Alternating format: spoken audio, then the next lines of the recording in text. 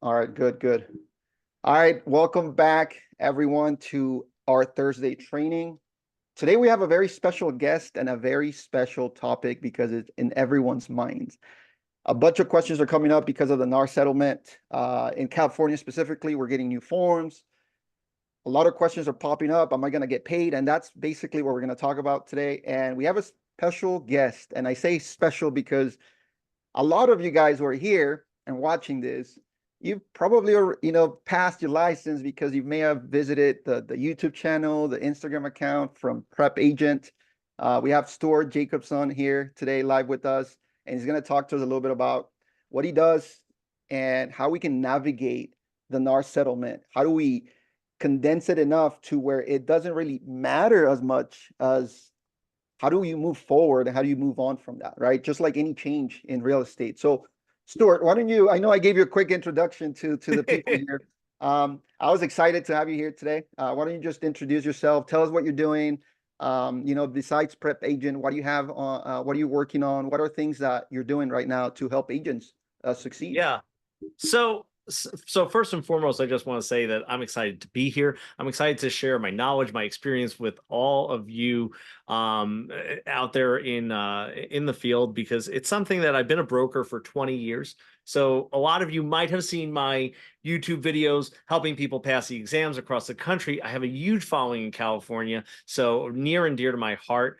And it's a situation where I have a couple things that I want to tell you about. I do new agent training and also training for agents that kind of want to get back to basics. I have that weekly. So if you go over to stujacobson.com, Stu spelled S-T-U, Jacobson's Jacobson.com, you could basically sign up for my new agent or basically like agent refocus training.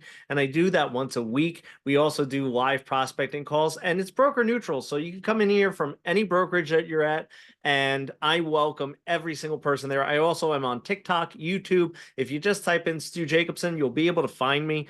But that all out of the way, let's jump into the hot topic, because Roberto, just as you said, I mean, this is on everyone's mind. We want to know how we navigate it. And so talk to me about what questions or concerns you think you and your agents have right now that you really want to touch on. All right, so I'm just going to throw a few questions at you, one by one. And again, guys, to remind you, this is live. Some of you guys have joined us in our Zoom. If you guys want that link, and if you're in the Real Closers group, just go to the events page. Our link is there. If you have questions live right now that you need help with, answered by Stu, just go ahead and put them in the comments. If you guys watch this on the recording, drop your questions in the comments, and we'll come back to you and answer every single question. So, all right, Stu, one of the biggest questions and one of the things that I've seen happen over the last couple weeks is that seller agents no longer want to pay buyer agents. And buyer agents are asking the question, how am I going to get paid? My buyers are not going to pay me. That's usually never happens. So first of all, how does the buyer agent approach this with their buyers, their leads, their new leads, to have that conversation about how they're going to get compensated if the compensation is not going to come from the seller specifically? So I think those are great questions, and let me kind of address them. Let me address them two ways, because I think that I want to talk about the seller side, and then I want to talk about the buyer agent side. And I'm going to give you my opinion about how it should, and I'm going to craft the perfect transaction, right? Because I think that that's really what we should be talking about, is what should a perfect transaction look like when we're hitting past this settlement date, where we're playing by the new rules, okay? Post August, so it's after August. What would a perfect situation be? So I'm going to tell you what I'm talking about with my sellers. What I'm coaching my agents to do is I'm telling them, no, the seller should not be putting out a flat dollar amount. And here's why. So let me just say this. It's not because, and I want you to also know this about my history with buyer agency. Buyer agency is near and dear to my heart. I was a buyer's agent with a small company called Redfin.com. I don't know if you've heard of them. And I was also a manager. I was in middle management, so I managed some large teams in across the country for Redfin, and I specialized in buyer agency. So this is coming from someone who has many, many years just working with buyers. I've worked with well over 2,000 to 3,000 buyers on the East Coast and West Coast. So I'm coming at this not as the evil listing agent, going, no, we're not going to pay you. I'm coming at this as someone who is an ABR. I teach that class, and I really advocate for buyer agency. I'm telling my sellers, you shouldn't be putting in a dollar amount as far as what you're going to be offering. And here's why. And I think this is important for you to understand my logic here. There's no clear place for us to now put that. It's not easy with not being able to offer blanket compensation to be able to communicate this clearly to every buyer agent. And that's kind of what the lawsuit wants, right? I mean, the lawsuit wants that blanket offer of compensation to go away. So why fight that? But the question that I am asking my sellers, and I think this is something that here, I want everyone to kind of perk up here right now when you're thinking about working with your sellers. The question you really want to ask them is not what dollar amount you would be willing to offer, but I think that what you should ask them is, are you willing to cover a buyer agent compensation like you might have done in the past when you sold your home before, or how you might have assumed that this, transaction was going to go? And also too, ask your sellers, what their knowledge is about how the transaction goes, because they might assume that they're paying a buyer agent commission. I think that, with us being in the industry, we're hypersensitive to know that there is a shift coming in August. But I think that if you're sitting down with the seller, you should be saying, well, what is your expectation of how this is going to go? How do you think a buyer agent is going to come in and be compensated? What is your thoughts on that? And they might say to you, oh, we know that we have to pay you a percentage and we're going to pay a buyer's agent. And you can say, well, let me just fine tune that down for you a little bit and tell you about the new rules that I can't offer blanket compensation. Well, let me rephrase that. You can offer it, but it's not as easily communicated, right? So what happens is I'm asking the seller, would you be willing to negotiate that? And if they say yes, then my next question is, okay, would you like me to communicate your willingness to the buyer's agents when they reach out to me? And if their answer is yes, I'm treating that just like any other thing in the negotiation process. I'm saying, just like, if I'm going through the hit list on, going through the home and saying, hey, are you willing to leave the basketball hoop? Are you not willing to leave it? Are you willing to negotiate it in? It's just another line item for the seller. And I'm just simply communicating that instead of me trying to figure out, okay, they're going to offer, X percent. And I could put that on my brokerage thing, and I could put it on a rider maybe, or word it really cleverly in something else. I'm not trying to circumvent it and take us backwards. What I'm trying to do with the seller is basically say, hey, is the willingness there?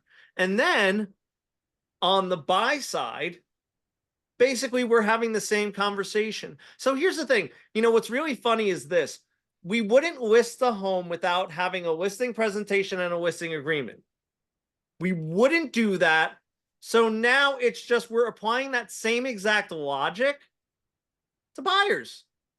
We don't work with people. And then here's the other thing, and I think this is important, Roberto, for you and for everyone in the audience to also know, is when you go on a listing appointment, is there not moments and situations that you're like, nope, the seller's just that we're not clicking and we're not going to work together. Whether that be on the seller is just, I don't jive with them, or they don't jive with me. Either way, there's sellers that we're just like, no, we're not going to work with. But I think that what happened was, because there was this blanket offer of compensation, people who worked with buyers primarily had the mindset of, I will work with anyone no matter what the situation is. I don't care. You never had that presentation where you got to know them and made a decision as to whether you're going to work with them or not. So I think the situation is, we're going to treat it just like listings. And also what's going to happen is you're going to find out, no, that you're not going to be as, as open to working with everyone as you might have been in the past. So you are going to be more selective, but guess what? That means that you can give better service to the people that you're going to work with. And that also means that you're going to be able to show them that you have more value on that side. So that's my thoughts on, perfect world situation. And I think you're the third person I've talked to in the last, few days where that's kind of the approach they're taking from the selling side, right? Have the seller introduce that conversation because that's where it's going to come up. I've also seen a few cases over the last few weeks where a few agents in different Facebook groups, big Facebook groups for real estate, where they're telling their stories, right? They got through their listing presentation. The one case, the seller didn't want to pay anything, and they still were able to sell the home and still got over asking. And in some other circumstances, the seller just didn't want to offer anything, but was open to compensation as long as the buyer's agent asked, right? And that's the thing. And one of the things that was interesting about this specifically is that some of the buyer agents were not asking. Like they didn't know to call the listing agent other than just try to submit an offer and that's it, and leave compensation out of the conversation completely. Now, with this in mind, though, how do you feel a buyer's agent, and this is good for new agents, this is good for seasoned agents, a buyer's agent, how should they approach the conversation in case the buyer doesn't really want to, the seller doesn't want to pay compensation? They just flat out, no compensation paid. I want to net more money. The listing agent did everything they could, and there is just no compensation on the table for the buyer. How should they approach this? Well, I think that there should be several conversations that come into play. I mean, here's the thing, let me piggyback off of what I said before, where there's certain sellers I don't work with. Guess what? I don't do flat fee listings, right? I don't do let me just throw a number out there, $500 just listed on the MLS and be a glorified FSBO, right? I that's not my business model. And if a seller wants that, I don't offer that product. There's other agents who might, there's other agents who will, and there's other agents that they could go to work through that model. I don't offer that. So if a buyer cannot compensate me, here's the thing, because again, I want to stress this. I think that where we're coming from is we have to have a mindset shift that we aren't going to work with every single buyer. There's going to be a buyer who says, I don't want to pay you. Guess what? That buyer is going to be the one that is the equivalent of the seller who wants the $500 flat fee listing. I don't do it. That's not my model. But there are other brokers who will, who can, who would have a different model to accommodate you. Great, fantastic, wonderful, amazing, great, shake hands. And that's not someone who's on my plate. And I think that you have to get comfortable with knowing that it's okay that you're going to have that. Because think about this. People who are heavily on the list side, aren't there just sellers that we just don't work with and we don't think about it, right? If they can't afford what we are willing to work with them on, what do we say to them, Roberto? True. Yeah, Now, that's the mentality. They think that, and I don't want to interrupt you there, but I think that that's the mentality, and I think that's where we're getting the hiccup. Well, what if they can't afford me? Well, what happens when a seller can't afford me? and that's a very interesting conversation to have, especially newer agents jumping on doing this specifically right now. I mean, can they afford the fact that they're not going to be able to work with every buyer? And again, it's a mindset shift. Is, do you want to get paid, right? Do you want to get paid at the end of the transaction? Yeah, I mean, what it comes down to is I go on listings, and if I put out what my commission is and what I'm willing to negotiate with you, and you say, no, I can't afford that, and I can't go lower than that based on the circumstances that we have, then what do? Do we sit there and go, oh, well, let's see if the buyer could pay? Think about this. Flip the script. Flip the script. Let's say I want X percent, and the seller's like, well, you know what? You're going to have to ask the buyer if they could come up an extra percentage because I can't pay you. And you go, not a problem. I'll ask the buyer, and the buyer will do it. And then if the buyer says no, then what do? Like, it's the same thing. We would never do that, right? As a listing agent, we wouldn't do that. It would be like, if you can't afford what we sign up for on this listing agreement, then we cannot work together. And I think that what happens is people just have to be okay with that. I think that there is going to be a percentage greater than zero of people. And here's the thing, you know what? I'm going to also be tough on all my buyer agents because, again, you are my brethren. I love you more than you even know it. Okay. I am a buyer agent through and through. There was probably buyers in your database that you were working with prior to the settlement that you probably should not have been working with, and you should not have been spending time on. And this is just putting light. It's shedding light on that. So I think that really it's a mentality thing. So what do we do with the people that can't afford to pay us? We don't work with them, right? And we don't work with them, and that's okay. Or we see what other creative ways that we could go about this. Guess what? I have programs right now where if you list with me or if you refer someone to me who lists with me, I will do the buyer agency for free. I will do something like that. I will negotiate it. So there are ways around that where we could still work together potentially, and I could still work with you as representation, where maybe you do something like that, where you kind of do a referral thing. Because I know, being from Redfin, that was one of the things that they did. They said, hey, you get this percentage if you buy with us, and you get this percentage if you don't buy with us, right? So it's the same thing. If you're basically saying, hey, if you work with me on this, or if you work with me on that, here's what our packages are. And it really depends on each individual agent, what you could work with through your brokerage, and what creative ways that you should be working. But I think it's a mentality thing more than anything else. And I think I agree with you 100%, right? It's just a mindset thing. Too many people have been worrying about this for so many weeks now, where we don't really know for sure exactly what's going to happen. But one of the biggest questions, right, that has come forward is, how do you show value as a buyer's agent, right? How do you show value to your buyers so that you're able to talk through the conversation of them signing a buyer's agreement? A lot of agents, we've had the buyer's agreement for a very long time. Not every agent has made their buyers sign it, but now, I guess, if you want to make sure the compensation is on the table, that's something that we need to talk about, right? And I guess before we hit that topic, because you did mention that that's one of the things that you've done and you've talked about a lot. We have a comment here from one agent in Real Closers. He says, here's the issue: listings are leverage. We have a duty as realtors to listen to our clients. You offer up sellers different options, and if you don't think it's worth it to you, just get out of the business. What do you say to that? Uh, Let me get some clarification on that, because you say, if you don't feel that it's worth it to you, just get out of the business. My question is this, you know, every seller's compensation is, every compensation is negotiable.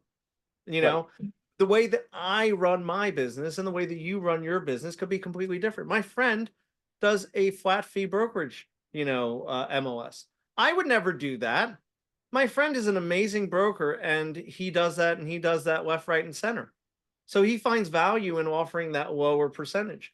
You have a company like Redfin, they have their business model and they work within that. I think that what happens is you have to just be comfortable with what your business model is, and know that there's some people who will work with you and some people who won't, some people that will fit your business model, some people that won't, and kind of go from there. I think that it's a situation where, bottom line is this: not every single not every single person has to do business the same way. You just have to be comfortable with what your business model is and offer that to clients, show them the value in that, and then be willing to, again, if there was in a situation where different business models didn't fit, I mean, guess what? I could buy a pair of jeans at Costco, I could buy a pair of jeans at Gucci, and I could buy a pair of jeans at Wranglers, and they're all jeans. And so do you say to the people who buy jeans at Costco, oh, if you can't afford, the Gucci jeans, you shouldn't be wearing jeans? It's like, no, that works for them, right? And the same thing with people who buy it at like Wrangler. It's like, well, that works for them. And then someone who buys a pair of, Hugo Boss or Gucci jeans, well, that works for them. There's different things that could exist in the same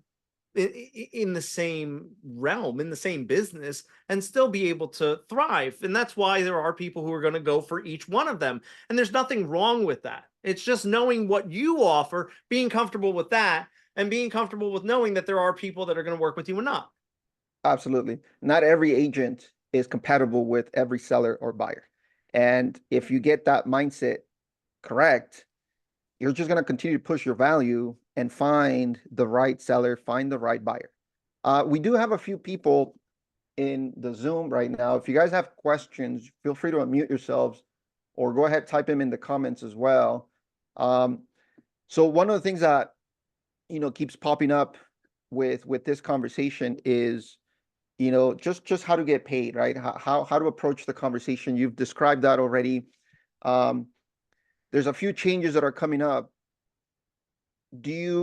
Since a lot of the business that you get yourself from your coaching is new agents, have you seen any shift in new people getting licensed versus maybe, hey, you know what?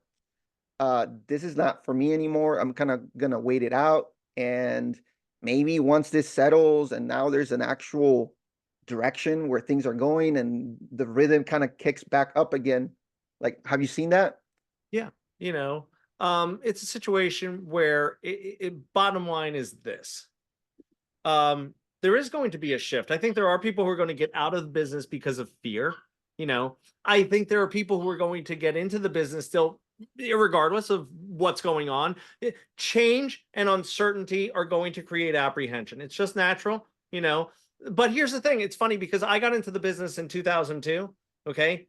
The biggest fear in 2002 was that we shifted from having our MLS in a binder that people had to physically come into the office and see the photos and see the home. So we were the gatekeepers of the information.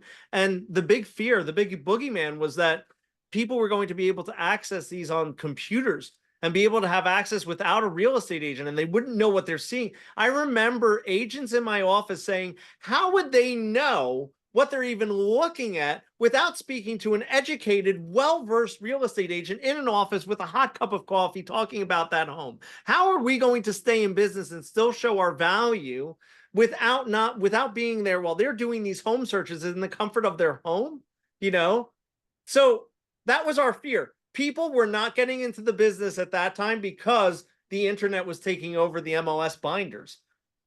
Now in 2024, I see you're fighting back the chuckle and the laugh because it sounds preposterous.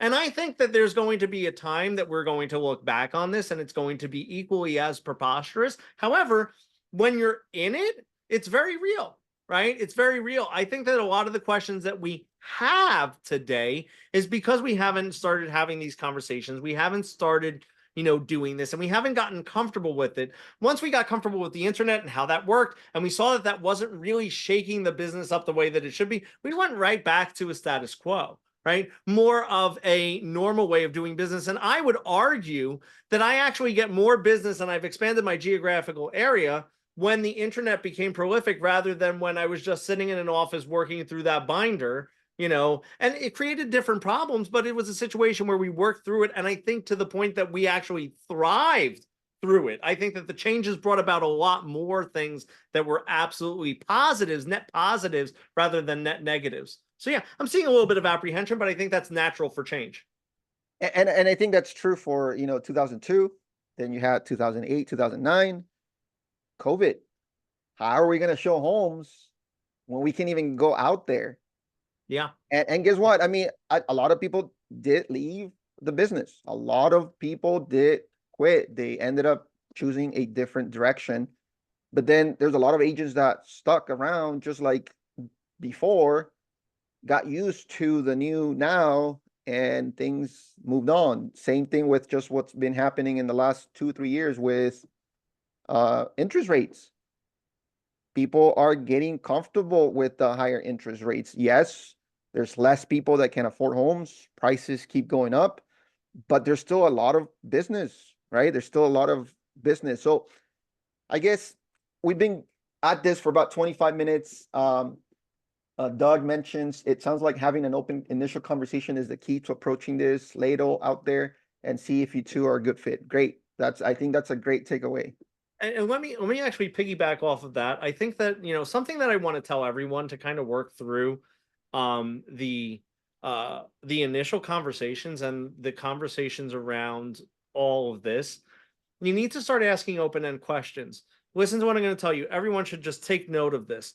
Your 3 words that your open-end questions should start with: how, what, and why. How, what, and why. Okay, just write those down. That's what that literally on the beginning of every single notepad I have, I write down how, what, and why. Here's the thing. One of the best things that I love asking buyers right now is, what challenges do you think that you're going to experience in the home buying search? You know, tell me a little bit about that. What challenges do you think? Then I ask them this: how do you think a real estate professional could help you with some of those things? What are your challenges? How can a real estate professional help you? So now what happens is you're letting them kind of tell the story, and you're basically then responding to that. Open-ended questions are great to gauge the knowledge, the general expectations that they have coming in, because I think that, you know, a lot of times we're not asking the sellers either, you know, what are your expectations about selling your home? How do you think the compensation is going to be broken down? What, how, right? You know, tell me about what your thoughts are coming into it. Hey, what do you think some of your challenges are going to be? You know, and how can a real estate professional help you through those? I think if you start mastering open-ended questions, you'll find that the conversations aren't that difficult to have, because I think that what we're doing is we're thinking, because we're in the industry, we're thinking that everyone has our general base knowledge, and they might not. You know, how many sellers have I spoken to in the last, 2 to 3 months that had no idea what exactly was going on with the lawsuits? You know, how many buyers did I speak to that didn't have any idea what was going on with the lawsuits, right? You know, so what are your expectations? How do you think this is going to work? How can a real estate professional help you? Instead of scaring them into your value, I think that what you should do is basically saying, what challenges do you think that you're going to experience? And how do you think a real estate professional is going to help you with those challenges or not? And then you might be able to see if they are a good fit for you, right? If this is someone you want to work with.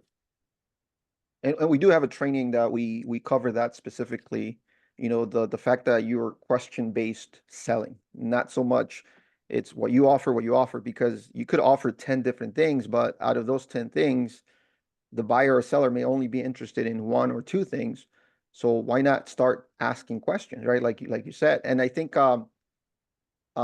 one of the things that, you know, now that we've talked about mindset shift, right? And we've talked about different periods in real estate where things have happened and we've overcome them. And those who stuck around are still around and are still making a good living out of real estate. So I think, and one of the things that you mentioned earlier is that you coach agents in trying to get their license, but you also coach agents in trying to get back to the basics, right? Yeah, And build that foundation. what are those what are the basics that you think agents should concentrate on right now to continue to build their pipeline, regardless of what's going on with the market right I think that, we talk about the word value so much in our business, and what you really have to do is start thinking about what the value is that you bring to the table and what the value is that you could bring to your community. Um, I think that a lot of times we're trying to figure out how to market ourselves, how to brand ourselves, and all that kind of stuff. And, we miss some of the simple things. Like, I focus on weekly newsletters that are value adds to my community. And when we're talking about value adds, I live at the Jersey Shore. Okay. Guess what? My people in my community do not want to hear about houses, houses, houses, houses, houses all the time. Okay. So I'll use my wife as a perfect example. Okay. I think of my wife as a layperson, average middle class, average mother at the Jersey Shore. Guess what? She's searching on Facebook, what are the cool events to take our 2-year-old to? What's happening out there? Hey, it's a hot day out today. Where do they have, what she was worried about today? She woke up. She's a veterinarian, drives a Mercedes Benz. We live at the Jersey Shore, has a 2-year-old son. Today, literally, the first thing she's punching into her thing is, where are their fireworks? He hasn't seen our 2-year-old hasn't seen fireworks, and her day consists of, where can we go to see fireworks? So guess what? Do you know what she doesn't want to know? She doesn't want to know about that open house on Sunday.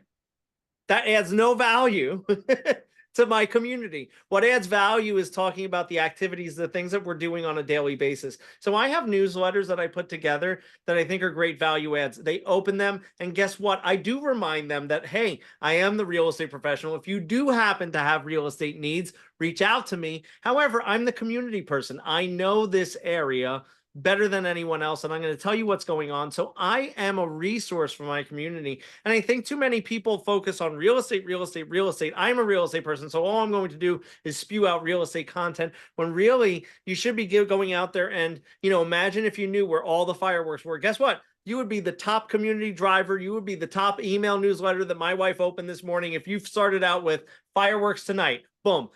She wouldn't care if you owned a local deli or if you were the real estate professional. She's opening up your newsletter because she cares about what's happening, PTA meetings, things like that. So when I talk about building up your sphere, I constantly say to you, what is your sphere looking for today? And how can you build a community around that? So that then what happens is when they are thinking about a real estate move, they're reminded, oh, the fireworks guy, the guy who does the weekly newsletter about what's happening at the Jersey Shore, I know he's in real estate. Let me give him a call. Absolutely. Absolutely. It's funny, and I see Simara, one of our team members, she's been smiling through this part of the of what you talked about, because that's one of the things that we encourage agents all the time, because that was the one question, right, that we always get. We are always thinking about how do we build our pipeline organically, right? And one of the things is, or one of the top questions is, hey, what type of content can I create? Right? What type of stuff can I do to attract more people? And sometimes the answer is like, well, what does your community like? What do they want to see? And newsletters is one of the biggest topics that we always push, because, and I equate that newsletter coming from you to an Amazon email, right? I probably get 10 emails a day on one of my email accounts from Amazon. How many times have I unsubscribed from Amazon? Never, because I know in one of those emails, I may find the one thing that I want. Yeah. And it's all about, and here's the thing, what's funny is this, you are a community. What I refer to real estate professionals is you're a community shepherd, right? You have to know what's going on. You're the person who's leading the flock. So what happens is, we're looking for places to, for the most part, residential real estate agents are the shepherds that guide people to where they're going to live, where they're going to be looking for, hey, where's the fireworks? Hey, where's the pool? Hey, where's the splash pad? Hey, what's the fun music class that's coming up this week, right? It's not all about houses, values, doors, and keys. And I tell agents, that's an ancillary thing that we do, right? We're relationship people. We're developing relationships. We're asking those open-ended questions where we could approach things differently. And I think that those are the simplest things that you could do. But also when you're looking for, something I do want to mention, and you will totally take me down a separate path. However, I'm going to lightly touch on it, is I think that agents right now, when they're looking to rebuild their business, is that they should look at for sale by owners expires, people that have already signaled, I need to sell my home for some life-changing reason. And I always say, whenever you want to refocus your business, start there. You at least know, because here's the thing, the sphere, the geo fencing, the geo farming, I could get into 1,000 topics I could teach you on, but if you need to make a deal within the next 4 weeks, if you aren't looking at FSBOs expires and people have already signaled that they want to, buy or sell, it's a situation where I think that it would be a shame if you don't focus on that. I see that Jewel also put a question in there. I don't know if you want to take that. Yeah, let's take it, because I know Jewel has asked about this before. How can I verbalize on the contract to ask seller for a credit to pay buyer's agent? So I guess more of a, more of a script, right? How do you communicate that? I know we talked about it. So let me ask you this, and Jewel, just have your fingers on the keyboard, because here's what I'm going to do. I'm going to ask you a question, okay? But then I'm going to answer, and I'm going to give you my opinion, okay? So my question to you is, what is the value to the seller to offer a specific, credit amount or to contract with them? What is the benefit for the seller, in your opinion, on that? And I'm going to give you my thoughts now, okay, while you type that. So I don't think that putting a specific line item there is going to be beneficial. Now, let me kind of, instead of it being a percentage or a flat fee that you're paying the buyer's agent, right? Let me equate that to, let's say a house has, really bad carpets. Okay. You walk in and you're like, it smells like cat pee pee, and it's a situation where I see you're driving. So I'll just I'll give you my thoughts. If you have any questions, you could comment in the Facebook group, and I'm in the group, so I'd be more than happy to answer that as well for you. But what I would say is this: so you have a house where the carpets smell like cat pee pee, and it's just absolutely awful. And the seller goes, "I know I've let the carpets go to hell, but I can't change them, but I'm willing to offer a credit."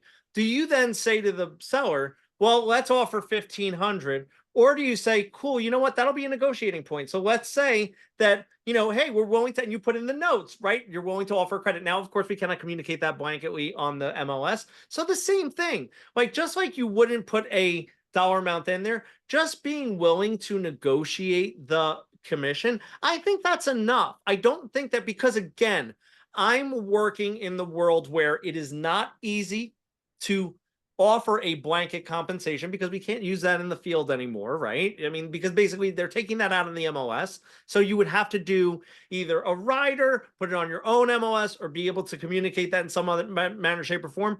And in my opinion, I don't think that that benefits the seller in any manner, shape, or form, because what you're still saying is, we're willing to work with you. And I think just a willingness, because here's the thing, let me ask you this question, Mr. Seller. If you got someone that offered you, said, "Hey, we want to pay our buyer agent 4% commission because of the bee's knees." Okay. But Mr. Seller, you got everything that you wanted: closing date, terms, net amount. Would you be willing to pay the 4%? And if they nod their head yes, which I think every seller in that situation would say, yeah, if I got everything that I wanted, then I'd be willing to do that. Then, okay, great. Then I know that you're willing to do that. So let's see what the offer is that comes in. Because that's something, here's the thing, that's something you can negotiate. If the buyer's agent compensation doesn't work, here's the thing: no is a complete sentence. So I'm not pushing my sellers to offer a blanket amount. I'm just pushing them to know, are you willing to? Like, are you willing to entertain this? And then I'm communicating that to the buyer's agent, and I'm letting them negotiate their commission with their buyer with what they feel comfortable with. All right, I hope, Jewel, that answers your question. If you have any more questions, please go to the Facebook group. Like Stu mentioned, he is in the group already. And that's a very, like, and that's one of the questions that has come up all the time, is like, how do I communicate? And I know things are changing. We just talked about this yesterday too in another group, where the listing agent would say, you don't pay the buyer, right? I'll pay the buyer out of my commission, and this is what I charge based on my, or different tiers, right? But there was a little bit of a conversation there too, because I don't think you're even allowed to say that anymore. But I guess we're still Again, navigating. I'm giving you my thoughts. Yeah, I think that absolutely we should. Here's the thing: I think that it is a line item now that you're just going to negotiate. Why try to make it look like yesterday when we just need to push through to tomorrow? That's the thing. We should be saying, I think that it would be beneficial for you to be willing to offer that. Yes, I think that that would be something that is definitely a great thing, because you do want to open the door to as many people as you want, and you do want to be able to get maximum exposure. So in order to get maximum exposure, one of the things that you should be willing to do is you should be willing to open the door up to someone who might say, "Hey, Mr. Seller, would you roll this in would you pay the buyer agent compensation here of X%? And if you're netting the same amount that you would want, or it's a situation where the offer is acceptable, all other terms, you can negotiate just the buyer agent compensation." Why pigeonhole your seller into a specific dollar amount when it's a line item now? Like that's the whole entire thing. And that's why I was even saying it, Jewel, to, basically, I don't think there's a benefit to the seller in past August to offer a blanket compensation, because there's no easy way to communicate that. Any way would be like the buyer agent having to go onto your company's website, or to go to an ancillary site, or to see the rider on the sign. I just think that having the willingness to be able to negotiate it on a per contract basis, that's really where we're going to go to. absolutely. Stu, we appreciate your time. You've answered a lot of questions. I know we're probably going to have you here again. A lot more questions are going to Please. pop up. Um, So before we end this interview, why don't you just give us a couple, I guess, just summarize everything we talked about in just a few sentences, and then also tell us how people can reach you. Sure, sure, sure. So, bottom line is we're going to get through this just like we did with the binders switching to the internet, and all's good. We're all right. Just like you said, Roberto, where, hey, we had sticker shock on interest rates where, oh my God, went up to 6%, you know, and how are we going to navigate that? Guess what? Now we're all looking at assumable loans. We're looking for different, you know, interesting ways that are going to be positive for our clients, and we could actually get them through it, right? Whenever there's change, when you're in it, it's very hard to see through it. So I think that really what you need to do is you need to understand that the market, the industry is resilient. The industry is resilient. Real estate agents still have an incredible amount of value to add to every transaction. The other thing I want to really reiterate is you're going to need to list buyers. You're going to need to look at them more as sellers, just like we would in regards to we don't work with every listing because it's not in our wheelhouse. Our business model doesn't fit their business model. It doesn't fit what they're looking for. It's not the right thing. The same thing's going to happen with buyers. There's going to be buyers that we are not going to work with. Whereas in the past, we may have been like, yay, we're going to work with anyone and we'll take them out anytime they want. And we'll go out Monday, Tuesday, Wednesday, Thursday, Friday. I think that you're going to be working with less buyers. And I think that that's okay. You need to get comfortable with the fact that your buyer pool is just going to shrink down. But the people that you are going to then be able to work with, I think you're going to get more out of them. I think that you need to focus on, and I love that you're doing the open-ended questions, trainings, because I think that that's something that's near and dear to my heart. Because I think that there's a lot of things that you could actually uncover by asking, what do you know about what's going on? What is your expectation of how this is going to work? Like they might say to you, I think I'm going to be paying a buyer agent commission. Great. Here's a couple ways we could do it. Here's a good way. Here's my thoughts. And then you could add your thoughts into that. And I think that's the way through it, even with buyers too. What are your expectations? How do you think a real estate professional is going to help you? So I think that if you're taking all those into consideration with your mindset shift, you're going to be working through this in a much more positive light than some people who are trying to find interesting ways around this and make it look like yesterday, because yesterday is going to be gone, done, over. And I think that tomorrow has a lot of opportunities within it. And I think that there's a lot of good stuff that's coming from this. So that's why I think that we're all going to go through this in a positive way, but we have to go forward.